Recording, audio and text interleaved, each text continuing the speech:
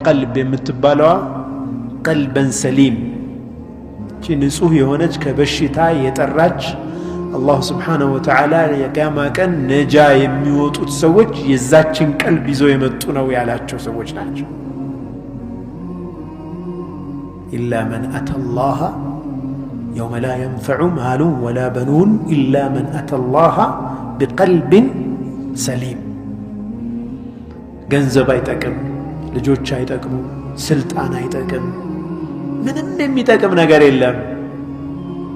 ምን ይዘው የመጡ ሲቀሩ ሀብታቸው ንብረታቸው እኔ ጋር ሲመጡ ይዘውት የመጡት ነገር ጤነኛ ልብ ይዘው የመጡ ሲቀሩ ይላል አላህ ሱብሓነሁ ወተዓላ።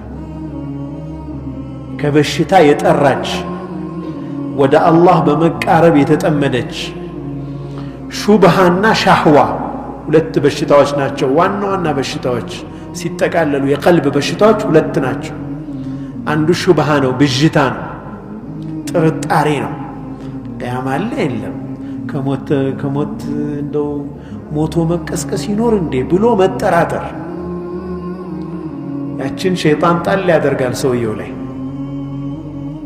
አላህ በእርግጥ ለዚህ በሽታ አጥጋቢ የሆነ ምላሽ ቁርአን ላይ ሰጥቶ እናገኘዋለን። ቁርአን መድኃኒት ነው፣ ሽፋእ ነው።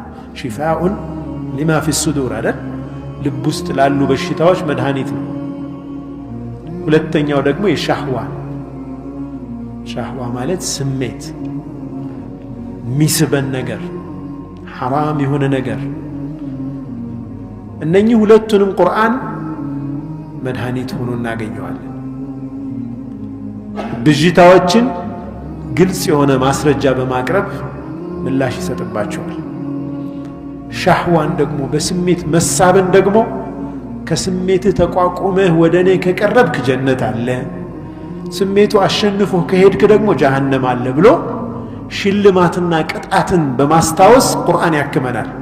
ለዚህ ነው ቁርአን ጋር በጣም ቅርብ የሆኑ ሰዎች በሁለቱ በሽታዎች አይጠቁም። በቀልብ በሽታ ያለመጠቃት እድል አላቸው።